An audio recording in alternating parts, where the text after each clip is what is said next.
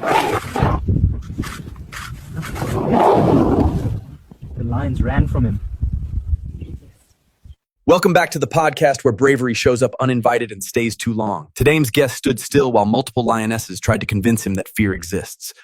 I was minding my own business when confidence started circling me aggressively. They showed teeth, I showed patience, and patience won the introduction round. So let me understand this clearly for the viewers at home. You saw lionesses coordinate, communicate, and lock eyes, and you didn't move? What? I moved internally, calculating angles and outcomes with zero panic involved. Running would have invited disrespect, and I refused disrespect on principle. Most animals either flee or freeze in that situation without discussion. You looked like you were waiting for customer service to respond. When predators expect fear and don't receive it, confusion becomes my shield. That moment of doubt is where control quietly switches hands. You are smaller, lighter, and clearly outnumbered by experienced hunters. Explain how logic didn't immediately tap out. Logic told me they were testing boundaries, not committing to chaos. I simply refused to signal weakness and let uncertainty do the work. Let's take the humor out of it for a second because this was serious. One wrong step and survival would not be part of the conversation. I was fully aware that death was nearby and very interested. But fear only matters when it controls decisions instead of sharpening them.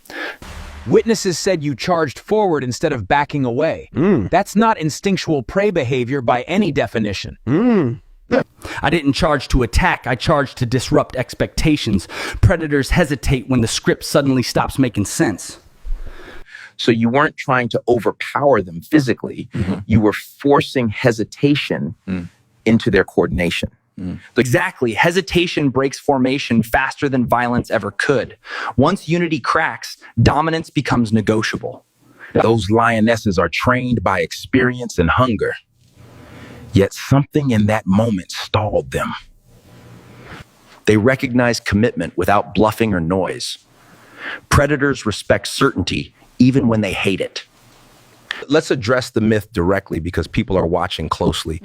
You didn't win because you were fearless. You won because you were deliberate. Fear was present, but it was not allowed to speak first. Control is louder than panic when pressure peaks.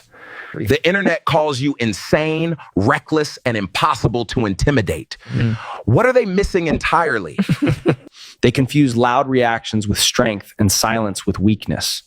Real confidence doesn't rush or announce itself. People watching this feel small in their own lives and situations. What lesson survives beyond the jungle moment? Stand your ground before certainty arrives. Momentum follows those who refuse to retreat.